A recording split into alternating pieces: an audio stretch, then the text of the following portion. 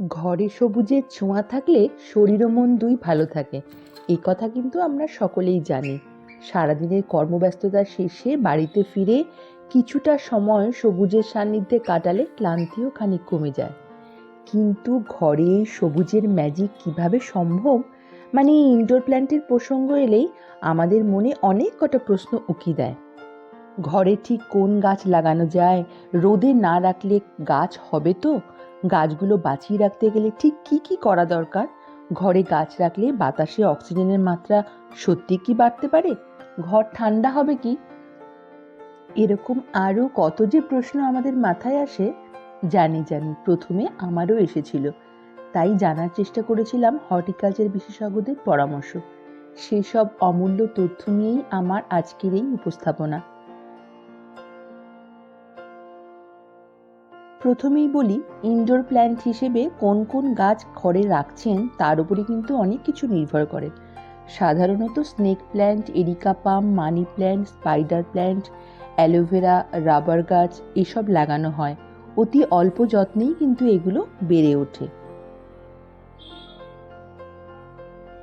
যে ঘরে আলো বাতাস পর্যাপ্ত চলাচল করে সেখানেই কিন্তু গাছ লাগানো ভালো বা গাছ রাখা ভালো। অন্ধকার ঘর বা এসি চলে এমন ঘরে গাছ রাখলে সহজেই ফাঙ্গাস ইনফেকশন হতে পারে। জল দেওয়ার পরিমাণ আউটডোর প্ল্যান্ট আর ইনডোর প্ল্যান্টের ক্ষেত্রে কিছু আলাদা হয়।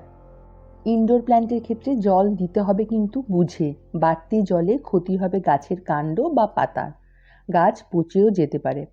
যদি মাটি ভেজা থাকে আমাদের একটু হাত দিয়ে দেখে নিতে হবে, তাহলে কিন্তু গাছে জল দেওয়ার দরকার নেই। একটা সহজ উপায় হলো লম্বা একটা কাঠি টবের মাটিতে ঢুকিয়ে দেখে নিতে হবে কাঠিতে ভিজে মাটি লেগে থাকলে জল না দেওয়াই ভালো। টবের মাটিতে শুকনো পাতা বা শুকনো ফুল যেন না জমে থাকে। নিয়মিত গাছের শুকনো ডালপালা বা পাতা কেটে দিলে ভালো হয়। ইনডোর প্ল্যান্টের পাতায় যদি ঘরের ধুলো ময়লা বা ঝুল জমে থাকে তাহলে শুকনো সুতির কাপড় বা স্পঞ্জের টুকরো দিয়ে হালকা হাতে মুছে নিতে হবে, বা তুলি দিয়েও এই কাজটা করা যেতে পারে। বা মাঝে মাঝে জল স্প্রে করে পাতা ধুয়ে দিলেও ভালো হবে। এছাড়া অ্যাসপিরিন জাতীয় ট্যাবলেট গুঁড়ো করে জলে মিশিয়ে গাছে স্প্রে করলে পোকামাকড় হওয়ার সম্ভাবনা কম থাকে। পরিবর্তে ভিনিগার মিশ্রিত জলও ব্যবহার করা যায়। এতক্ষণ গেল গাছে জল দেওয়ার প্রসঙ্গ, কিন্তু গাছকে তো খাওয়ারও দিতে হবে, কি তাই তো? এনপিকে মানে নাইট্রোজেন, ফসফেট আর পটাশিয়াম রয়েছে এমন সার কিন্তু ইনডোর প্ল্যান্টের জন্য আদর্শ। এবার বলি একটা ঘরোয়া উপায়। ডিমের খোলা আর চায়ের পাতা রোদে শুকিয়ে গুঁড়ো করে গাছের সার হিসেবে ব্যবহার করলে গাছের কিন্তু বৃদ্ধি হবে দ্রুত। দেওয়া যেতে পারে চাল ধোয়া জলও। প্রত্যেকটা গাছের জন্য দুটো করে টব ব্যবহার করতে পারলে খুব ভালো হয়। সরাসরি মাটির টবে গাছ লাগিয়ে সেটাকে অন্য একটা কারুকার্য করা বড় টব বা আজকাল বাজারে পাওয়া যায় চটের ব্যাগে রাখা যেতে পারে। এটা কিন্তু দেখতেও সুন্দর লাগবে।